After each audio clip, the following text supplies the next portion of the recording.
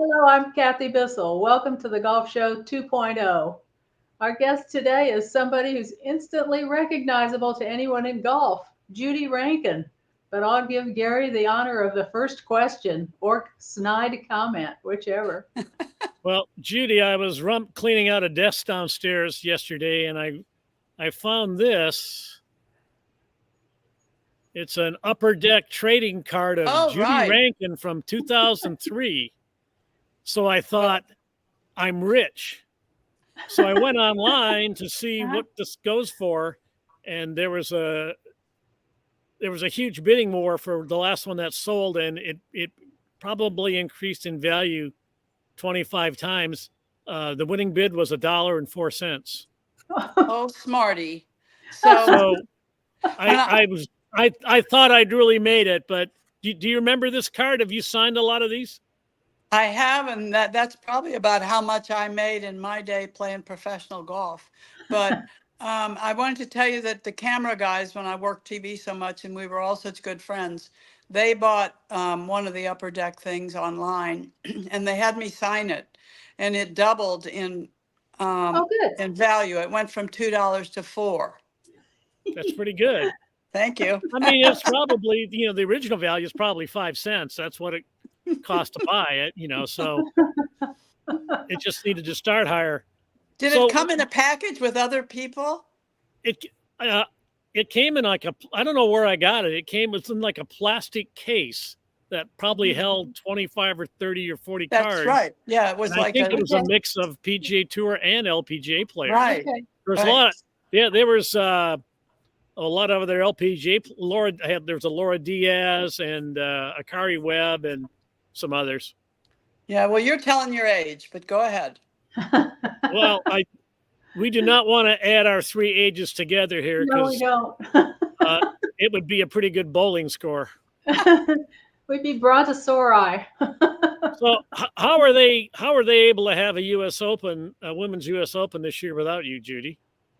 Oh, well, they've done that a few times. And, I don't know how because I sit here and I watch and I root and I feel their pain and I think commentators are really good. And then I think, well, that wasn't so good, but, the girl who's doing the streaming, Emilio, I do not know her. But apparently she's a player also, and she's doing television. Good And stuff. I will say, since you all probably know her and I don't, I think she's very good. Okay. Yeah, I really Well, do.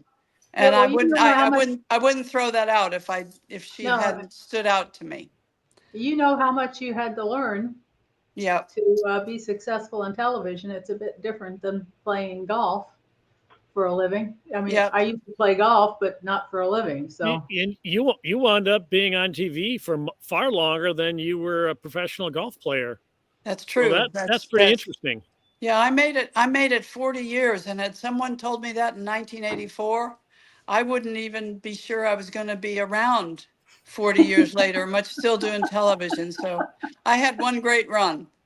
Uh, Tell the story about how you got into TV because it wasn't as easy for women to break into any TV back then as it is now.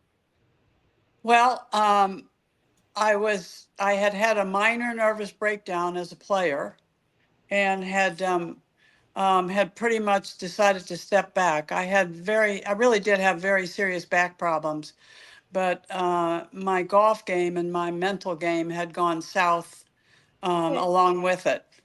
And I was about 3 years late in, pulling that trigger, but I did, and I was very fortunate in the respect that Bob Rosberg was a good friend of mine and my husband's, and the USGA decided, the USGA and ABC Sports, I guess, in tandem, decided that they wanted a woman on the ground like Rossi at the Women's Open, 1984, Salem, Mass.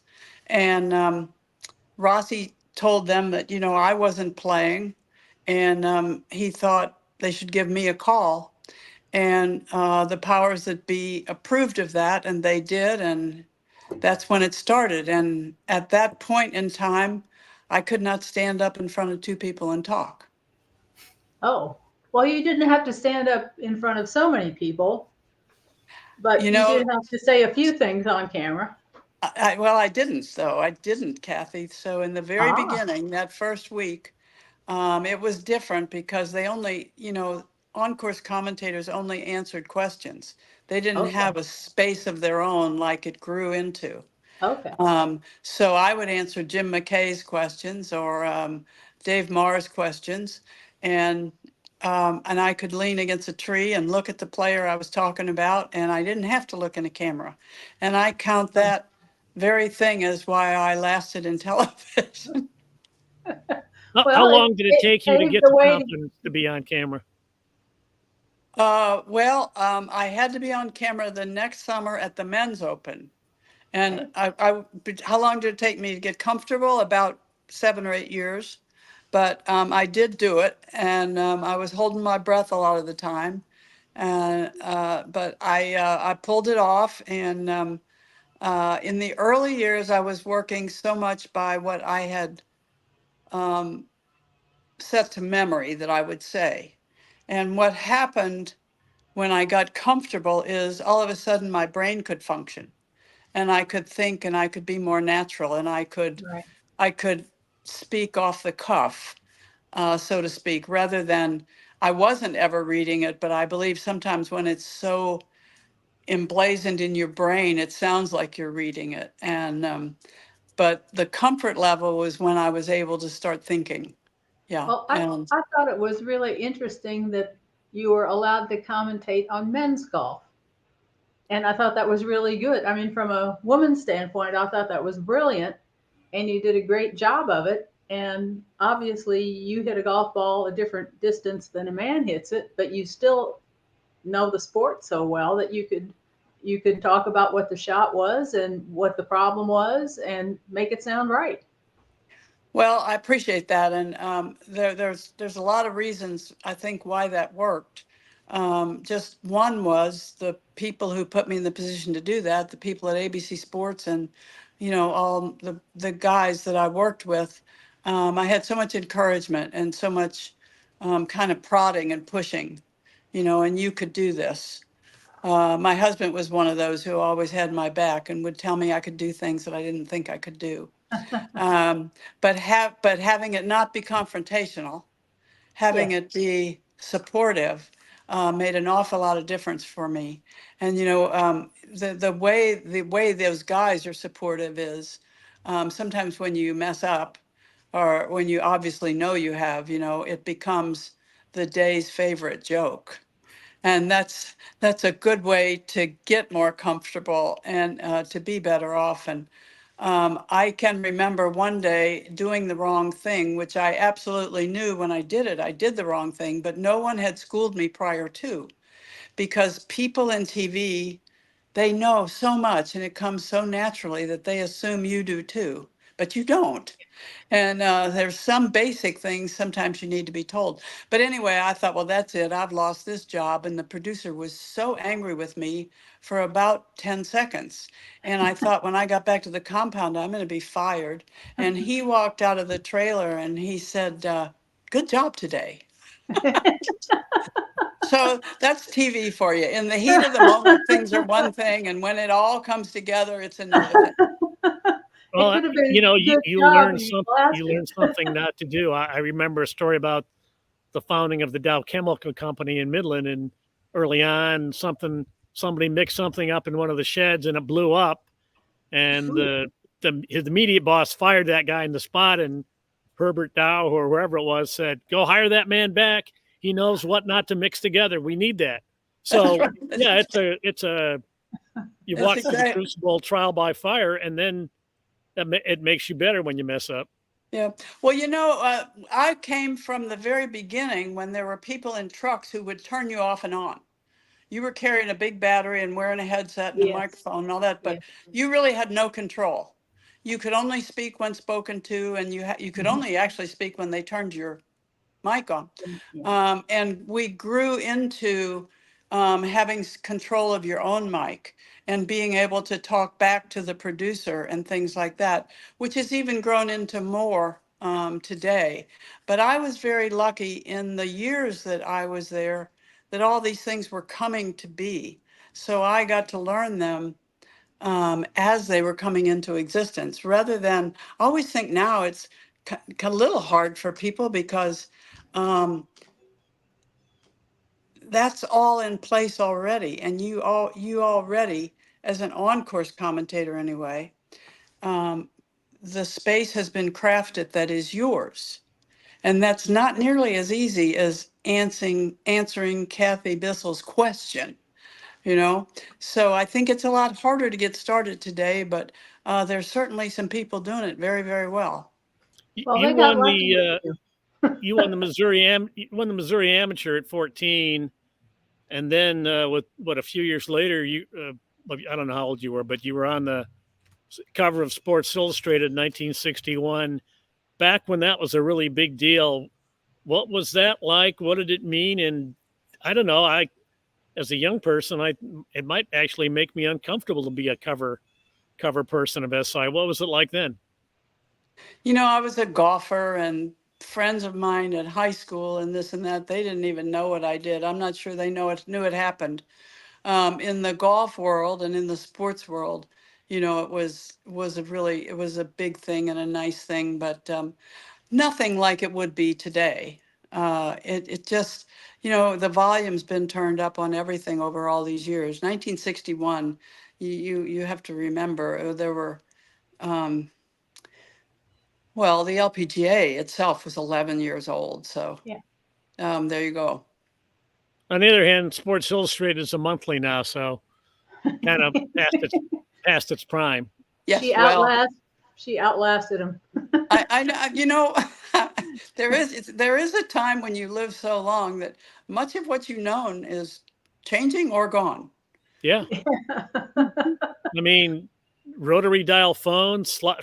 How many people know how to work a slide rule? I learned just to figure out batting averages, but people used to go. My brother went to college and they used slide rules to figure out Yeah. problems in calculus and in chemistry class and all that. There were two Well, kinds. There was a horizontal kind and there was a circular kind. well, fortunately, I was a golfer and I didn't have You to didn't deal do with that. calculus. Well, I'm sure you'd love to talk about your playoff record. I noticed it was 4-12 in Not your too career, good. but the interesting thing I saw was like 8 of those playoffs you were in, it wasn't you and someone else, it was you and multiple opponents. So you're in 3 and 4 and 5 person playoffs a lot. What was that? What was that like back then? And I don't know, was there pressure? It was not like the money was great, but just kind of what was a playoff like back in the day? Well, it was the same way it is today, but I think me personally, I think I didn't put the same intensity into a playoff as I did into the round of golf. Hmm. I kind of felt as though a playoff was a crapshoot, Okay. and maybe it is, and maybe it isn't, because I think I lacked the intensity that I had to get there. Maybe I relaxed a little bit. Uh, maybe I lost confidence. I don't know. I can tell you that at least 3 of those playoffs that I lost, I 3-putted. Oh. And you know, at least 3, and that's pretty emblazoned in my memory. So, you know, that's first of all, you do end up getting beat, but you really beat yourself. Okay. That's So, what's so fun. That's what's so fun about golf. oh, thank you. Yeah. Beat Well, yourself sometimes all you the win time. though. Hmm? I mean, Well, when you don't, but you won 26 tournaments, and 2 of them were later declared majors. I never really understood the LPGA not awarding women major status for tournaments that they had won that became majors, like the Dinah Shore. Well, You the know, grandfather clause apparently was for the men. There is no grandmother apparently. clause. I mean, So nobody says that Gene Sarazen didn't win the Masters. I know. I know. Well, I'm over it, Kathy. I Okay, just I decided figured you were. it's okay. It's okay. When we in the prime of my career and those people of my generation, we had to have 50 players in an event for it to be considered official. Now we were Okay. traveling overseas, and sometimes we didn't have 50 members. Wow. So then they wouldn't count it. But Okay. today they count it as official if there's 10 players. All right. So they started doing that with the tournament out in Palm Springs. It was a tournament with just Samsung, maybe I don't remember, but Okay. I don't know if it's a female thing or it's an organizational thing. But over much time, we have made the rules as we've gone along. Yeah. And I know they need tweaking as times change, but as you say, they when things were tweaked and big time tweaked, until the Veterans Committee, the Veterans category for the Hall of Fame, they Mm-hmm. weren't dragging anybody along. Right. So, Yep. Well, what was your most memorable moment, and that can be good or bad, as a tournament golfer? Is there one that stands out? well, I think for me, a couple, winning at Mission Hills was a very big thing for me because I really questioned whether that was ever going to be for me. And I was just so taken when it was. And I fell in love with a place outside of London called Sunningdale. And I won there twice. And it's still one of the dear memories of my golf life. So I would say those two wins were huge to me. Big deal that I became the first player to win $100,000 in a Yeah. season, because no, you can't change that one. And No. I share that with Arnold Palmer in the men's side, so that's nice. Yeah. You When were they the make you, a movie about Judy Rankin, what actress should play you? I have no idea. Um, I have no idea. And there's not. We don't have to. We don't. I don't have to answer that question because that's not happening. I don't know. Yeah. We Well. could, never the three know. of us we could work up a script pretty quick here. Yeah. We put our minds to it. I wanted to. You remember? Did you ever watch the show Wings? Yes. Yes. Okay, so it was pretty funny in that little airport and all that. So I really wanted to create a show in a pro shop at a golf Oh, course that was both public and private. And I really thought you could have 4 or 5 main characters that would be hysterical.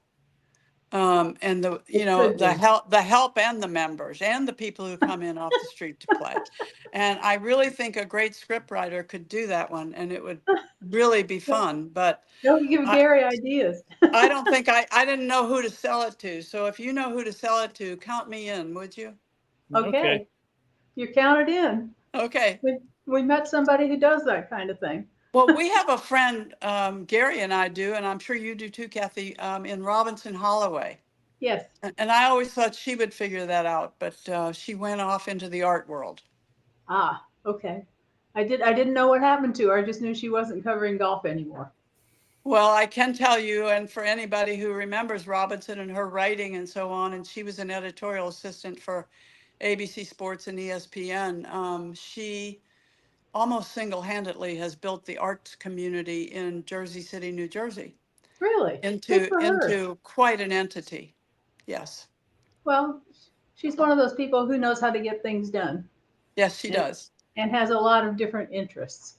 And I think it's so funny that we are such good friends and close friends because we could not be different. Isn't it funny um, how you can become so close with somebody, and um, other than some friends, we don't share much in common, but we sure That's have fun. okay. Yeah, well, but she's interesting. She's polite. She can talk about a lot of things, Yep, and for so can sure, you. for Yeah. sure. Well, thank you. I wondered when you first started playing golf, you must have gotten encouragement from your family. And can you talk about the importance of that for young girls? Well, sure. I mean, mine was was much encouragement as it was urging, because it was just my father and myself. Okay. My mother, all my young life, my mother was very ill, and she passed away when I was 11. Oh dear. So and I was their only child. Okay. So it was more of this is what we did to spend time together. Sure. And my dad had loved playing golf. He really did. But when he realized I might have a little ability, he just started trying to, in his homemade fashion, trying to teach me, and to he'd carry my bag around the course practicing and so on. And so we had that relationship there. And he was a bit of a taskmaster, but I'm pretty grateful for where I ended up. Where did you? Yeah, I know you're from the St. Louis area. Where did Mhm. you play golf there? There was a little 9-hole golf course that at the time was in the 50s, 60s, was a private club in Forest Park, which is the big park in St. Louis that Yes. was the leftover of the 1904 World's Fair. And there's also a pretty famous public course there in Forest Park, but it's not that. This is a 9-hole course and basically a tennis club. But that 9-hole course gave me and the pro there, they gave me access to play and practice there. And when my mother got so ill when I was 6 years old, my dad didn't play golf anymore. So it was just me and my dad trying to teach me and help me and one thing and another. So it was a lot of trial and error method. Some help from the golf pro there, a man named Bob Green, and most of the rest of it. Well, I know Jay Randolph always talks about how you're from St. Louis, and he's such a nice individual that I figured the two of you probably knew each other Oh because yes, of absolutely. so many things.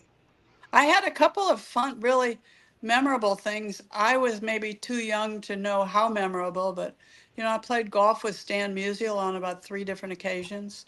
Oh gosh, Um, One time when I was very young on the tour in St. Pete, they were at spring training and he came and watched me play. Um, and I guess that was the big one in St. Louis, but sure, Stan Musial was revered then as he has always been. yeah. Yeah. Nice man, great man. After you won Dinah's tournament, did that start a relationship between you and her, or did you get to hang out a little bit? We had been friends anyway when she got involved with Colgate, because I was involved with Colgate, and Dinah was really easy to know and easy to get to know. And yeah, no, I love Dinah on more of a personal level, as many people did, and she was a very special person. I guess could Dinah come back and play me? Yeah, that would be good. That would Yeah, be good. Is that there would a be good. young Dinah? Reese Witherspoon, maybe? I don't know. I don't know. I don't know. Um, I don't I know. always thought that I don't think the three of us are up enough on current actresses to even. Let's just say Scarlett Johansson. Okay. Oh, but I think that'd be Yeah, nice. I was more in the world of Tina Fey. You know, Okay. she just seems like she would be fun to know. Yes, it does seem like she would be fun to Yeah. know, and I imagine she is. You have to wonder how if her family has to put up with practical jokes at home, or if she's like a normal person. That would be the question. probably both. Yep. Probably is. She wrote a book about that. Not autobiography, but a lot about her and her family. I've forgotten the title. Bossy Pants. Oh, That that's was the right. That Okay. title. is the title. That's Yeah. right. Bossy Pants. Yeah. Now, Look, Judy, go you ahead. know what the players go through. You were there. Lexi Thompson decided she's announcing her retirement at 29. Life on the tour, I mean, in the same with men, it seems so glamorous and all that money. But if somebody told you, yeah, you can make $3 million a year, but you're going to have to be on the road 32 weeks a year. That's a stark reality when you have to live it. Can you? I'm sure you can relate to some of the life pressures she faces. Are they? Is it harder now to be traveling as a female around the country, or was it easier in your day? Just talk about the pressures that the players have always had to deal with and the travel. Well, I think the one thing that is so dramatically different today is, players have resources and players have money. Yeah. And I don't think there is this struggle to spend as little as possible to see what you can make, you know. And and I was a teenager until I was 21 when I got married, but so I didn't find life on the road necessarily lonely. There were several of us. We were having pretty much fun. Other than golf was, you know, a downer sometimes, and golf was hard, and this and the other. But um, very early on, I was traveling an awful lot with my family. I found it lonely when I had a family and I had to go. My son tells the story about his dad, Yippee, and I, and he was like 8 years old, and we were at the Lubbock, Texas airport, and it was snowing, and I was getting on a plane to go to Japan. Oh And gosh. we laughed today how sad we all were. And you'd have thought, I was putting on fatigues and going to war. And I was going to Japan to play golf. But those are when you have a little boy or a little girl or children and you leave, um, it's a different kind of lonely. But I give great credit to Lexi for a number of reasons. I guess the first one is she's been such a talented player, a little unique, or a lot unique, I probably can say fairly, but never really realized what everybody thought she could be. And that's kind of a hard thing to deal with. Secondly, when you have that very loving family, which I do know she has, you're never just playing for yourself. I'm sorry, you're just Okay. not. You're Okay. playing for everybody, and even though they try, and I know a lot of families try, dinner is not the same when you played bad or when you played well. It's just not, because you want to say that how you play in golf is not what you are and who you are, but it's really no different than, either one of you coming home from a work day that was terrible. And Yeah. I just don't think you're going to be jovial. I think it's going to, take a little thought and a little time to say, finally, I'll put on my shoes and I'll try again tomorrow. Um, but golf is, I've often said that golf, competitive golf, professional golf, is like taking an SAT test every day and then your score goes in the paper, you know, and it's hard. It is hard. And, and and it's way harder today because you have, what, 20 million critiquers, More which she eyeballs. which she has dealt with. Now, Yeah. people like myself, I didn't deal with that. I do think there were a few times in the best of my playing career when there was a little criticism that I didn't smile enough, but I was so intent on doing my job. And a lot of people said after television that you seem so different.